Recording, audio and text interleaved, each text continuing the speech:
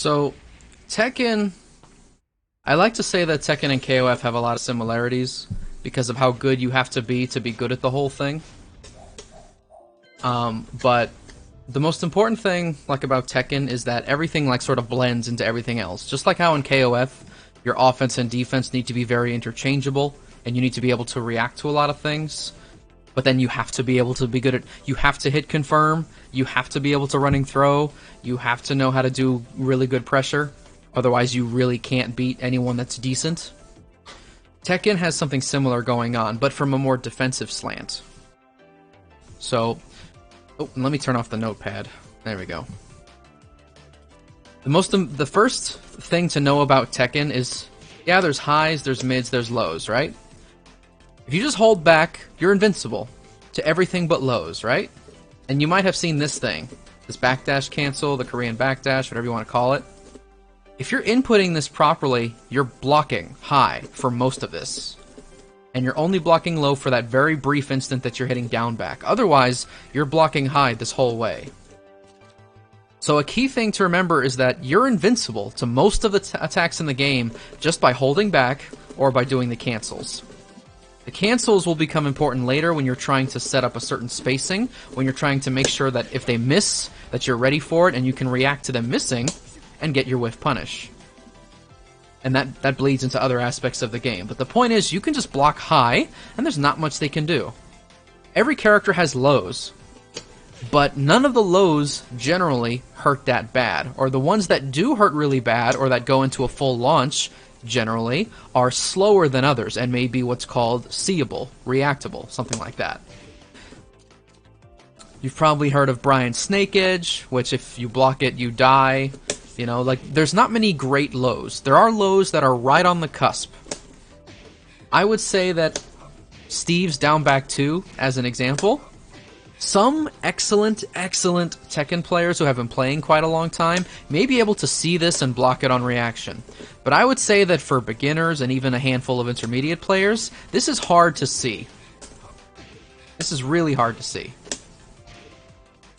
So, your goal is to take these lows, which are almost always punishable on... Every single low in the game, with only a couple of exceptions, is punishable on block. So you're holding back, you're invincible to highs and mids, there is, with almost no exceptions, no chip damage in the game. You can just hold back and you're invincible. So they have to attack you low if they want to attack you, right? And there's a lot of lows. Some characters have more than others. Some characters have lows and strings. There's generic lows that pretty much everyone has. But these lows don't hurt, and they're punishable, so they're risky to go for. Right. So your goal is to try and find some way to hit your opponent when, if they just do nothing, they're almost impossible to hit. Okay. You block this, you get... Let's see, 32. How much life is there in a life bar in Tekken? Isn't it like 180 or something like that? So if you just punish their lows like 6 or 7 times, they're dead. 170. Yep. 1, 2... Like, if you punish 5 or 6 lows with this, they're dead. So they can't go for that many lows. They can't just do them. If you get hit by them all, that sucks for you. But a lot of lows are minus on hit, they don't do much damage, they're punishable on block, so why go low? Well, because if you don't, they're invincible. So your goal is trying to manage all this. It's like, how do you hit someone when they're practically invincible, and how do you actually have these hits matter when they do almost no damage, and so on and so forth. And that's where it comes down to player versus player. Some players like to deal with this by going low a lot. A lot. Low, low, low, low, low, low, low. These are generally the beginners, but some advanced players will opt for this occasionally if they feel their opponent isn't ready for it. Just go low a lot. Because with everything I just said, it sounds like a good idea to block high, doesn't it? Well, I'm invincible to mids and highs. Most of the best moves in the game are mids and highs. Pretty much all the launchers are mids and highs. Almost everything that's plus on block is mids and highs. You know? Why not just block high forever? Well, because lows exist. as good as a rule of thumb it is to block high, you will occasionally need to block or parry a low or something, or you will die. So part of the reason why backdash canceling is so good is because as soon as you get to here, most characters don't have lows. Like Steve is one of the exceptions here, but a lot of characters can't low over here. So if I'm in your face and I just go whoop whoop, there's no lows now. Now I'm completely invincible. Now you have to move in order to actually do anything. If you stay at this range, then you're practically unhittable because there's no lows that'll hit you over here. So this is the range where you can try and force your opponent to move, try and get them to move towards you. If they're moving towards you and not blocking, whoosh, then you can hit them. So the way the system works out, you have two main goals in Tekken. One is to hit them low if they're stand guarding too much, and to hit them while they are trying to move in on you.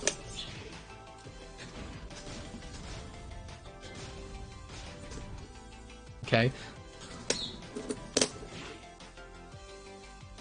If your opponent is far away and they get annoyed, they're going to try to move in.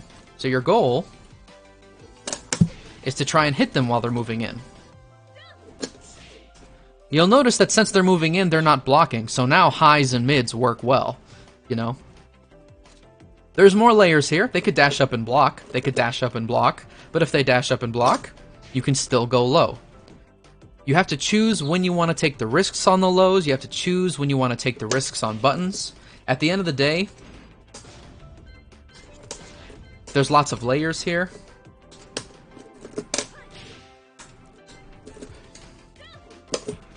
If you try to catch someone's movement, and then you're wrong, they can whiff punish.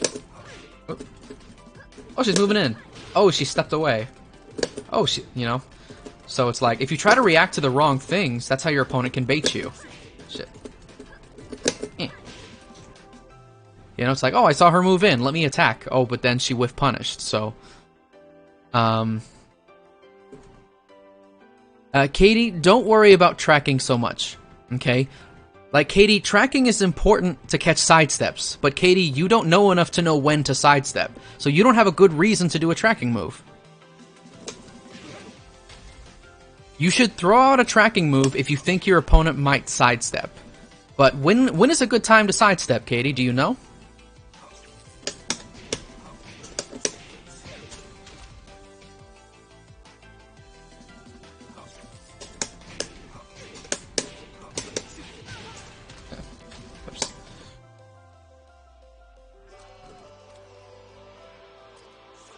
I'd assume after a safe move. Well, that's actually 50% correct, but there's a better reason.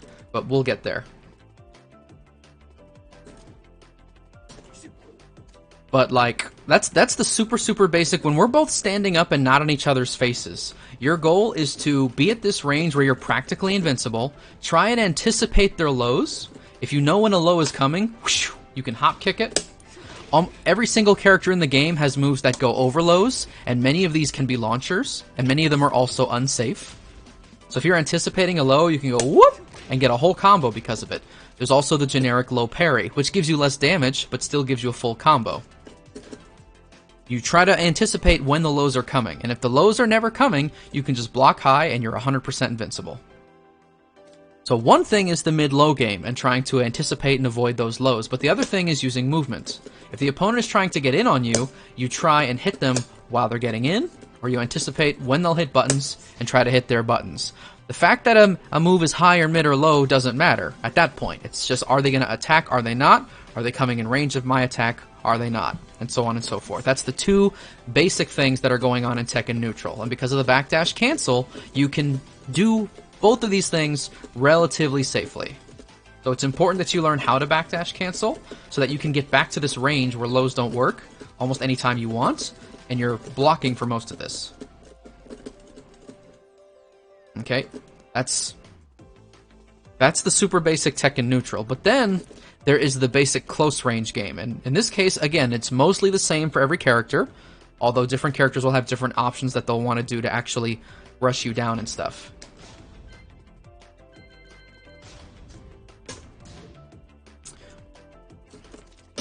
But practically, for pretty much everyone in the game, they have a 10-frame jab. For Steve, it's standing 1. For Kazumi, it's standing 1. I don't think everyone has a 10-frame jab. I think Jack, doesn't. I think his is 11 or whatever. Again, with almost all of these rules, there's some very, very small exceptions. That's what makes any fighting game interesting. But you have this 10-frame jab, and it's +1, and it's high. Okay? Now, if you're familiar with 2D fighting games, which you are, I know you are, there's frame traps. If you do a standing 1 and then another standing 1, and they try to jab in the middle, they can't. So let's do it this way.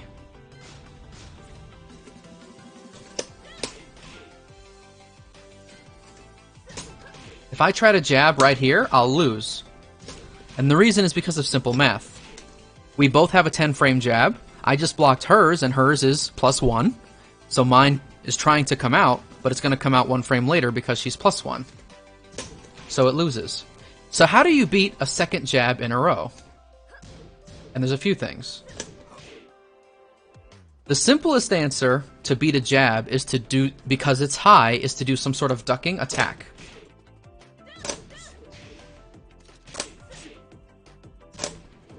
The thing about a ducking attack is there's some generic ones. For most characters, if you hit down 1 or down back 1, you see this stab right here? Some characters can do this with down 1 when down 1 is not a move. Some characters can do this with down back 1. It's either down 1 or down back 1. There's also the generic right jab, which sometimes you can do with down 2 or down back 2. Steve can't do the generic right jab because he has a down 2 and a down back 2. But he doesn't have a down back 1. So if you're gonna do the dick jab, down back 1 is what it is for this character. Okay? Any crouching attack will avoid these highs. Many characters also have other attacks that automatically crouch. Some people call it tech crouch. Sort of like this is also a tech jump. It depends on what game you've come from and stuff like that. Or they'll say it crushes highs, and this crushes lows, and so on and so forth. Okay? What's funny is if we do it the other way around. Let me actually switch the other way and I'll show you with Steve as the dummy.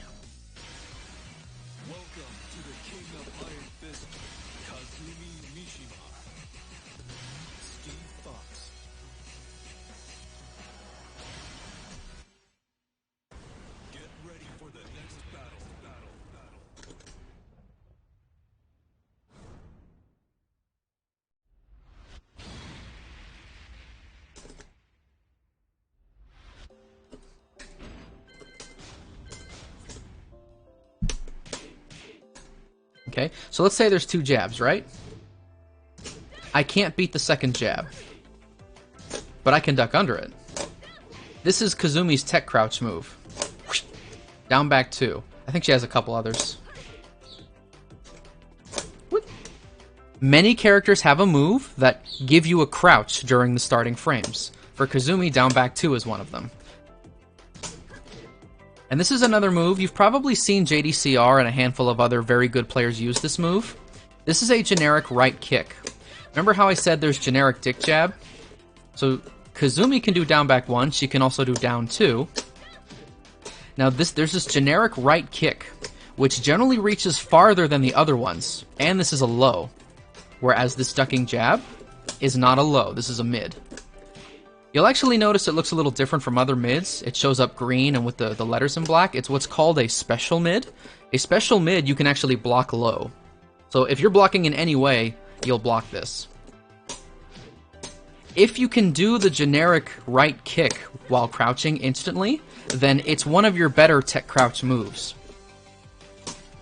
And it reaches really far away. So in this case, if I see a jab from you, I can do this to go under another one. This is sort of a weird thing, but Kazumi can't do down 4 or down back 4 because those are moves.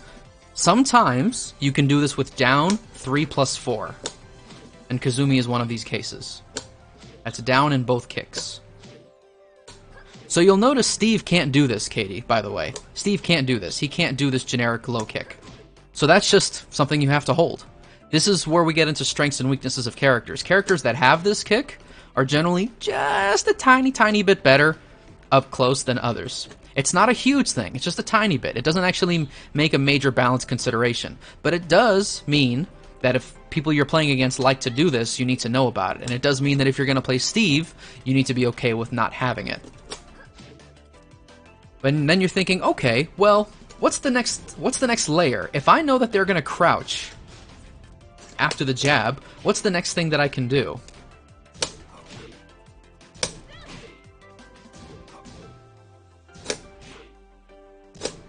And this is where frames and stuff starts coming into play. Most crouching moves, if we go back to this one, most moves that involve a crouch are kind of slow. Okay? Most moves that involve a crouch are not that fast. Remember how I said standing jab is 10. This low kick is somewhat slow. This ducking low is also kind of slow. Part of what makes this right generic kick so good is it's actually faster than a lot of the other lows in the game. Okay, so let's do it this way.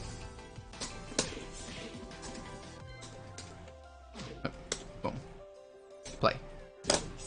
So if I'm trying to do that down back 2, or if I'm trying to do some of my other attacks, I actually can't if you try to frame trap me with the down forward one. People will say, you know, your stand 1 is 10, and then you have a down forward 1 that starts in 13.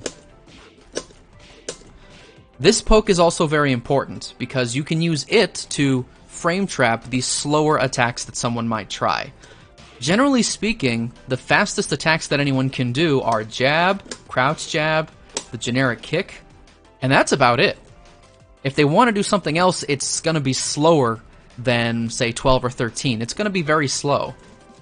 So, with that in mind, if they're doing anything other than these 3 things, you can generally frame trap it with a down forward 1. In fact, you don't even need actual frame advantage to do that. Most of these moves are so slow, you can just do down forward 1 twice. There are no plus frame down forward 1s in the game. They're all 0 or worse. Most of them are in the -1 to -3 range. With Kazumi, this is -3. But you might still see Kazumis do down forward 1 into down forward 1. And the reason is, 1, they think that you're going to block and not challenge, but they're also trying to beat out certain buttons that are too slow to work in the situation. So as Steve, if you're doing this, keep in mind, down forward 1 is slightly minus. I believe it's -1. I can just check that real fast. Steve. Down forward 1. Steve's down forward 1, I'm showing is listed as -2. Maybe it's -2, maybe it's -1. But that 1 frame doesn't really matter here. The point is, if they try to... You know what? -2? Okay, yeah, there we go. If they try to do anything that's really slow... See, that's not slow. If they try to do anything that's really slow, they'll lose here. They have to do something very fast. Like, this jab will work. This standing right kick. In Kazumi's case, this starts in 11 frames. So it's going to be things that start in the 10 to 12 range. That's the only way they can interrupt this. But, if you think they're going to do something fast, then you can start to anticipate that as well. Okay? So let's say you do a down forward 1, and you think that the Kazumi player is going to jab. What can you do? Tons of things.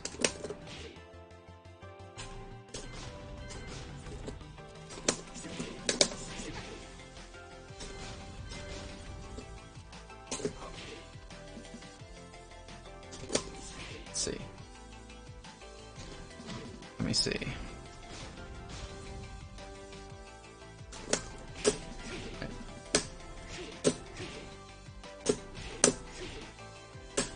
Wait. Where's it at?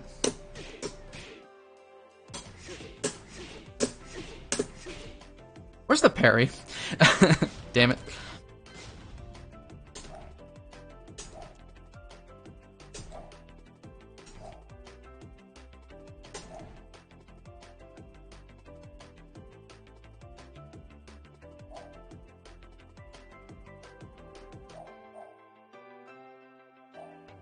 Uh-oh. Hold on. Hold on. I gotta be back in a minute.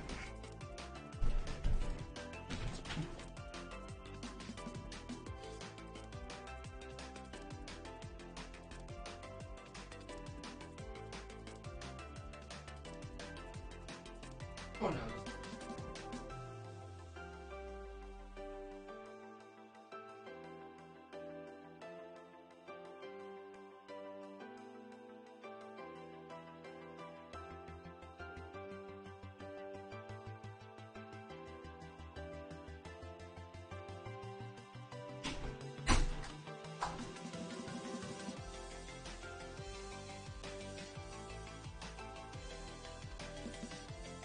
Yes.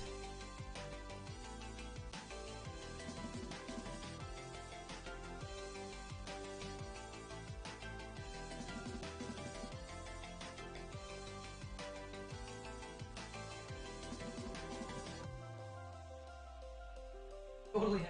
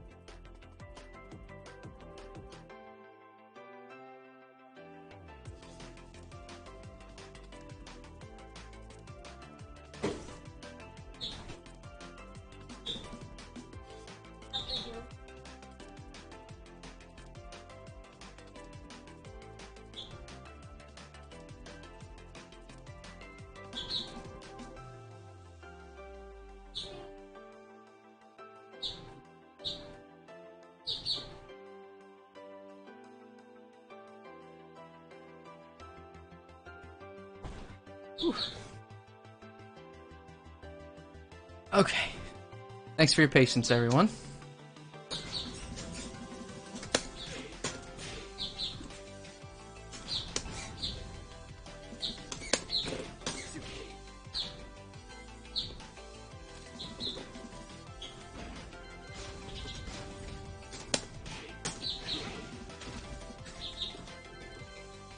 Okay.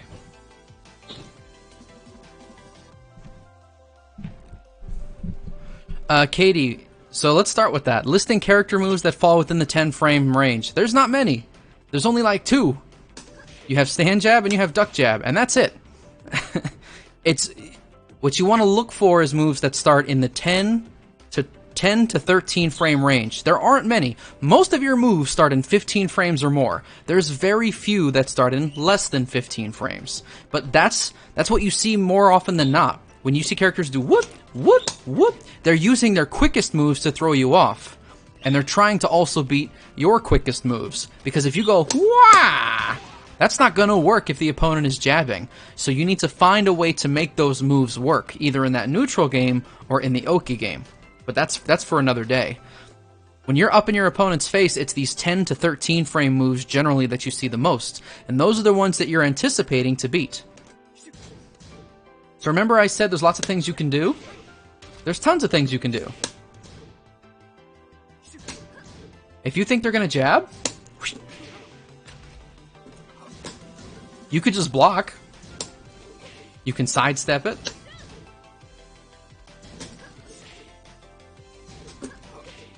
And I can't block that. That's a punish on that jab if you sidestep. Oh, there we go. Oh, okay, I'm a little slow there. But this is just a few basic examples. So remember where we started. This is how the mind games start to work in Tekken. You jab. And if you think that they're going to retaliate with something slow, or if they're not going to retaliate, then you can keep attacking, and you could just keep going. You could just keep going. If they're not going to respond to you, then the fact that you're -3 doesn't matter. You know, you don't have to be +3 to do a frame trap in this game. You can be +3 and do a legit frame trap, but they can always just block. Never forget that. Even though we're right up in each other's faces, that doesn't change what I mentioned earlier. Where holding back makes you mostly invincible, and you have to go low to really do something about it. So if you're going for these mids over and over, what you're trying to do is hit them if they move wrong, hit them if they crouch, or hit them if they hit a button that's too slow. Whereas if you think they're going to hit a button that's fast, what you want to do is sidestep it, or duck it, or block it. And then, depending on your character, you may have moves that can evade it and punish it, or you may have armor moves to go through it. But all of these things involve not blocking, and if your opponent chooses to block this, or if your opponent chooses to block this, these are the sorts of moves that are either punishable or minus on block, and then they let your opponent start their offense, and so on and so forth.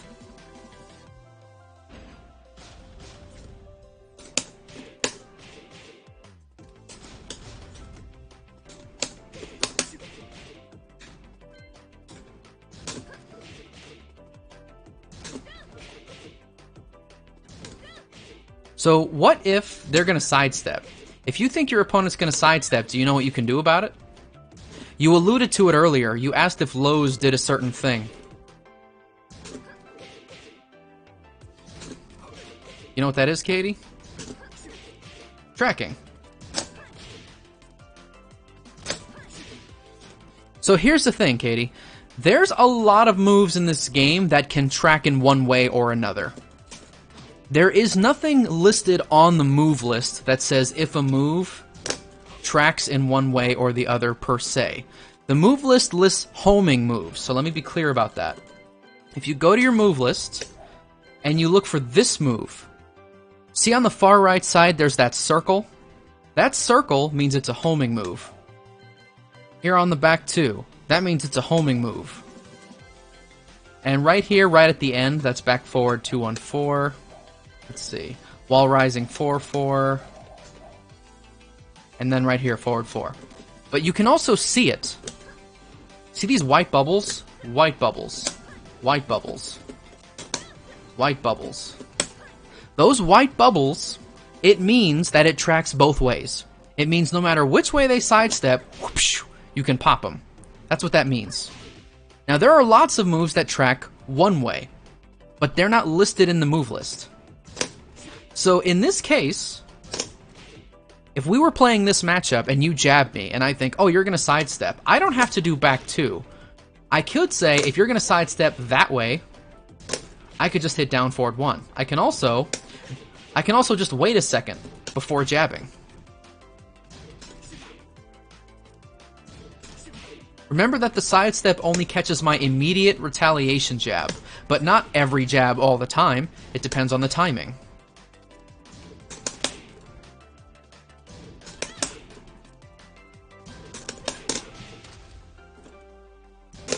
So Kazumi's down forward 1 tracks slightly to her left. Now what if you sidestep the other way? Let's see.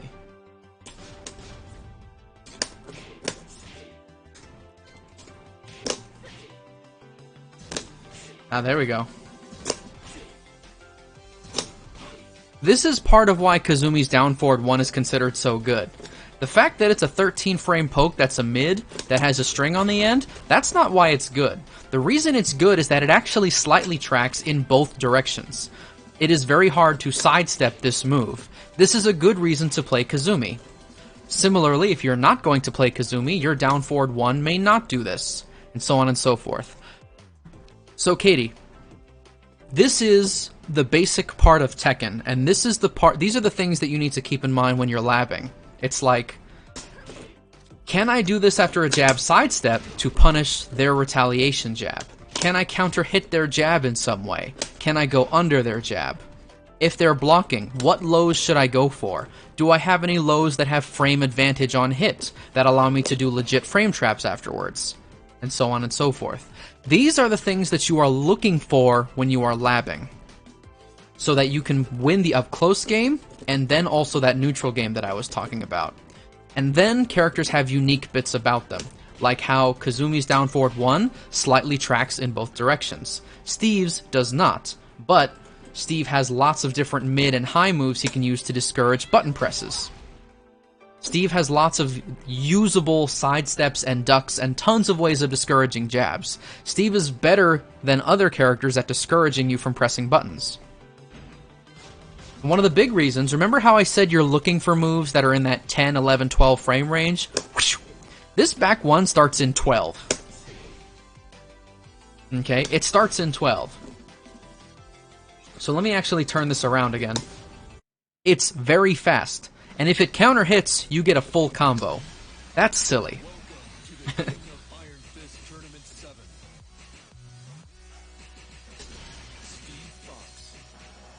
This means that if I'm in your face, I need to be very careful if I try to keep up my pressure. Because if I do anything that's too slow, pop, then I just lost a third of my life.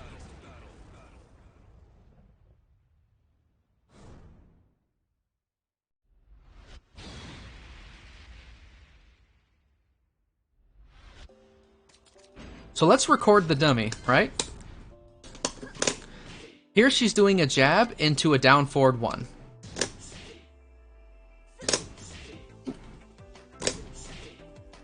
Wait, 1... Does it start in 12? Is it 12? Hold on. Let me just make sure. Oh, no. It's not 12. It's 13. Okay. Okay, it's 13. That changes things a little bit.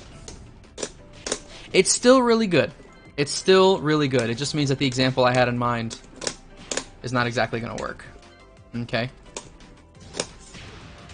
But no one can just do down forward 1s against Steve. If someone does a down forward 1, you might want to try a back 1.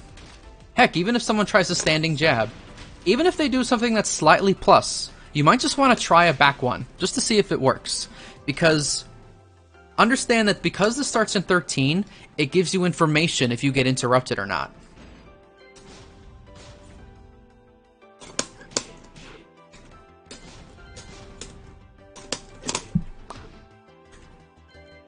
You'll see this all the time. When you're probably playing against Kazumis, they'll jab you, and they'll go for this annoying-ass kick, right? This kick is really good. It's +4 on hit, it does good damage for a low. Like, it leaves her right in your face. It's annoying as shit. This kick is really good. But it's very slow. Keep in mind, that standing jab is only +1. She can't do that down forward 4 and beat your mashing. You can mash out of this very easily. In fact, you can do really slow moves and have it work. You don't even have to do anything with low crush. Oh, there we go. You can just down forward 2 in there. Down forward 2 isn't that fast. It's very slow.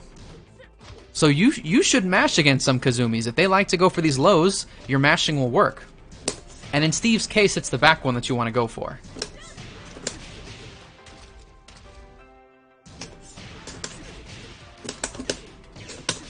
Right.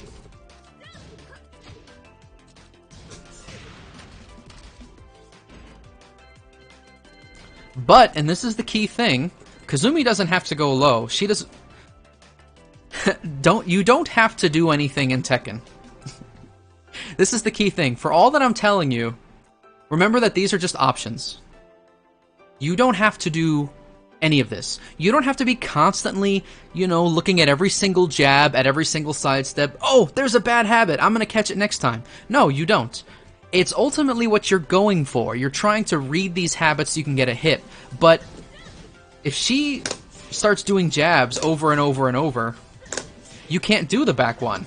You can't do any of those other crazy things you were thinking of doing. And instead, you have to go for other things.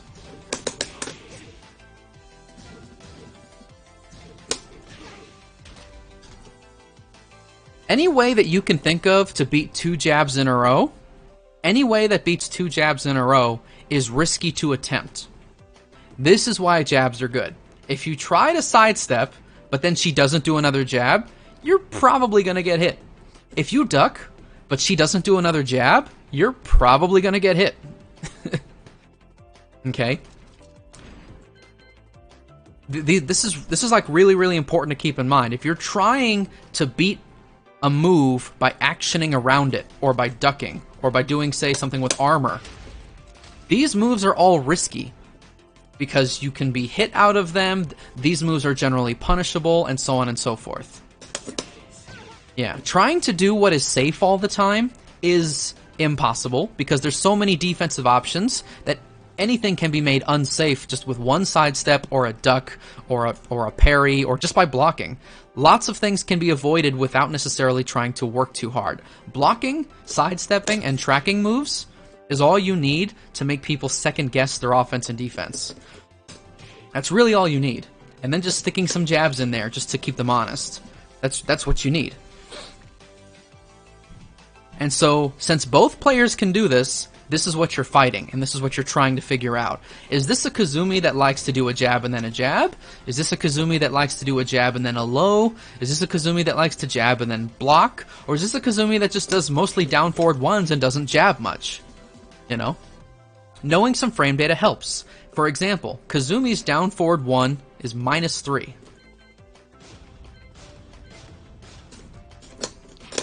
So even if she does down forward 1 and then she tries to jab, okay. Remember in Steve's case, this starts in 13. Kazumi is -3 and she's starting to do a 10-frame jab. So both of these come out in 13 and we trade. Which, by the way, is still a combo. If you trade on the back one, you still get the counter hit, and you can just do the normal combo.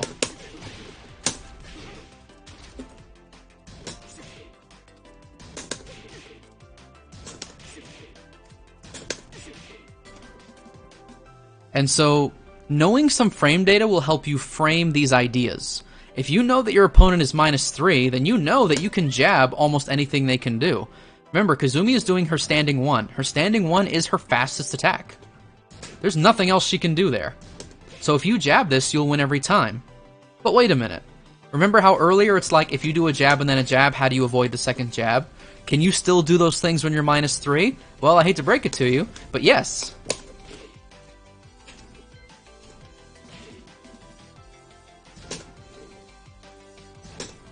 Even if she's -3, she can still sidestep this jab. Okay? She can still sidestep this jab. So this is what we mean when we say that slight disadvantage doesn't matter a whole lot.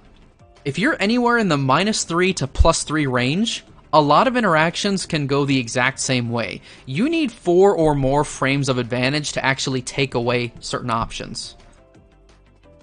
To take away the sidestep, or to take away like the ability to duck jab out of a mid and so on and so forth, like they have to be like -4 or worse. They have to be really minus. If they're -3 or better, they can still sidestep, they can still jab, they can still duck, they can still do like anything they want.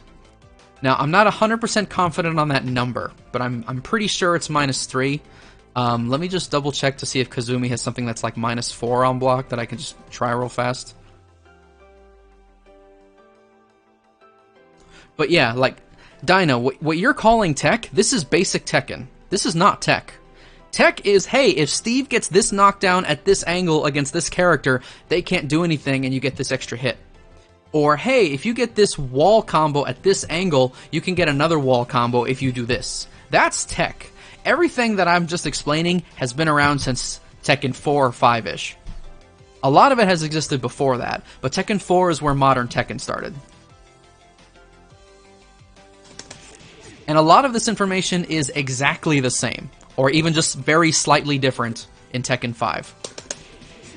And when you're playing someone that's good at Tekken, they already know all of this. And what they're doing is they're testing you. You'll see good Steves do this all day. The good Steve knows very well that his down forward 1 starts in 13 and it's -2. What he's looking for is to see if you start jabbing out. That's what he's looking for. And then if he sees that you do that, then he goes, whoop! Then he starts to adapt to you. And if you don't jab out of it, and if you don't adapt to it, I'll just do this forever. Yeah, I could do cool Steve things, but I don't have to do Steve things when I can just play super, super basic Tekken. And if you don't know the answer to it, then we don't have to play. This is that other similarity to KOF I was saying. If you can't deal with basic hot pressure, if you can't deal with the normal throw mix-up, if you can't deal with X or Y or Z, then I don't have to do anything. I don't have to do anything. I could just do this over and over and over. If you don't know that you can stand jab out, then I'm just going to do it. Maybe later I'll go for a throw, see if you can tech those. You know, I haven't even talked about throws. But frankly, throws fall slightly outside normal Tekken. Normal Tekken, as Jimmy J. Tran would put it.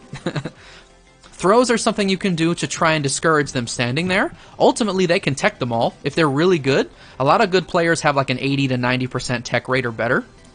But at the end of the day, it's really hard to tech every throw. You can't tech them all. So it's good to throw some throws in there, just to see if they tech them. If they don't tech them, keep throwing them.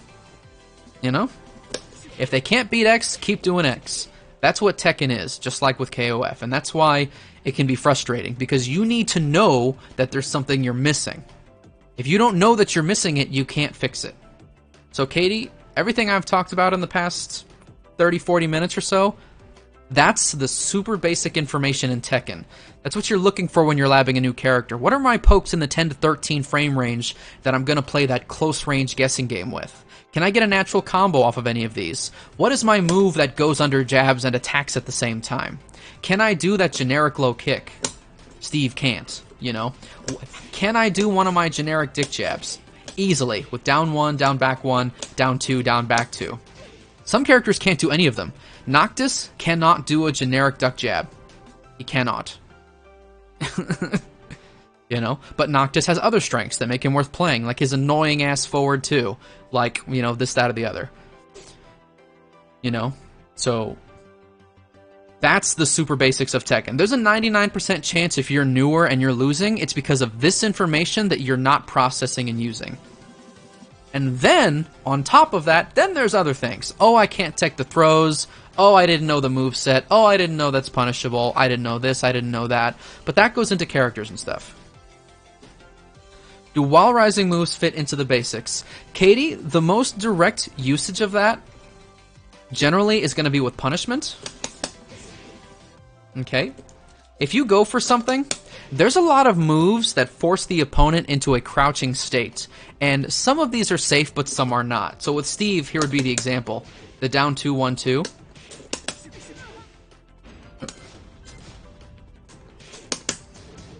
And right there, Kazumi can actually punish that. So, well, actually, that doesn't even force crouch. Hold on. That doesn't force crouch either. Does Steve have anything that forces crouch? Oh, well. While standing moves, though, have two main purposes. One is, if they do something that forces crouch and you can punish, you need to pick the right move. Because I think this is 11, and that's a little more. You have this. But your while standing moves you want to think of as punishment if they do something that forces crouch and is punishable, or they're how you punish jabs. Okay, let's go back to that situation. Remember how you can duck jabs, right? So let's set the dummy to do this. I'm setting the dummy to do 2 jabs and then walk backwards. I would love to be able to work with this crouching move, but it's too slow. If you can actually anticipate a jab and duck it, your while standing moves will be what you punish with.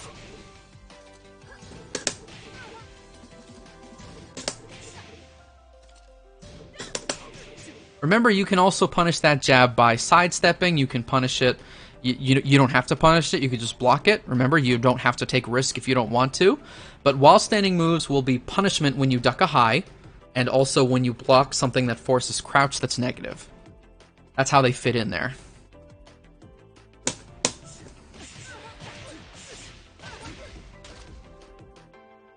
But does all of that make sense, or do you have questions about other situations?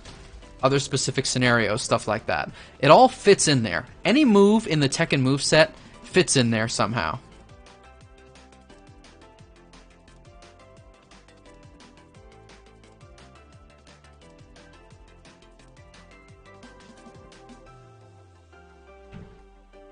But pretty much everyone that's not good at Tekken is not good because they don't know this stuff and they're not applying this stuff. Anytime you're in your opponent's face, if you do a jab and they start mashing and you're losing, one of these things that I just mentioned will give you the answer. I was playing against a Gigas the other day. I was playing against a Gigas who would block a lot. But when I was in his face and he would block, he wouldn't block low very often, but he did anticipate and parry some of my lows. But also, let's see.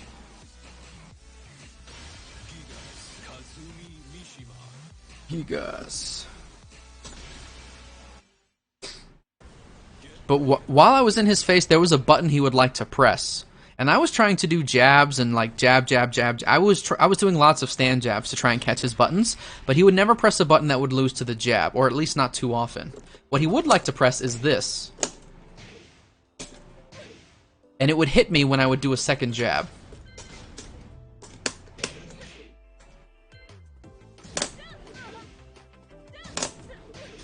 So Katie, based on what we were talking about, do you know what this move does?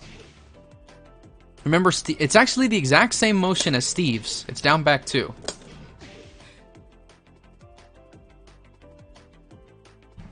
So when I was fighting this Gigas, he kept doing this to me.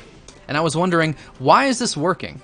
Like, why am I getting hit by that? But I did not know that that move has a tech crouch. That move puts him in a crouching state. So if I want to beat that, what I need to see is how slow it is. Here I'm trying to do the down back 2, but I'm losing clean to down forward 1, which starts in 13 frames. The idea is this move will avoid a second jab, but it's too slow to beat my other fast mids. So if I mix up between 1-1 and 1 down forward 1 and 1 block and things like that, he can't beat all those options. This is how a jab can turn into a mix-up. But it's really only a mix-up if your opponent stops blocking. That's the key thing to keep in mind. If the opponent just blocks, then there's no mix-up. He didn't have to hit a button. He doesn't have to do anything. But if he does want to hit something, you need to know all the different possibilities and how to beat that thing, but he doesn't have to. So that's always the biggest lesson to take away from Tekken. It's something that I struggle with still when I'm playing. Even though you can know all this stuff, even though, hey, if I sidestep this, I can punish this. Hey, that low, I can hop kick. Hey, this, I can punish. Hey, this, hey, that, hey, the other. They might just block a lot.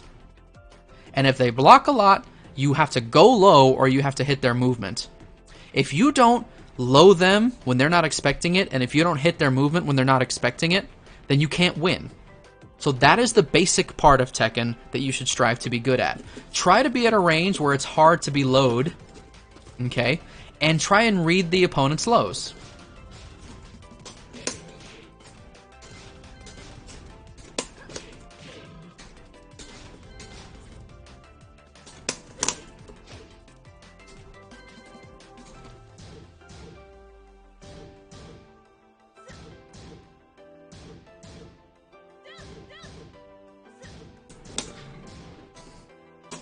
Oh, it's 4. Okay.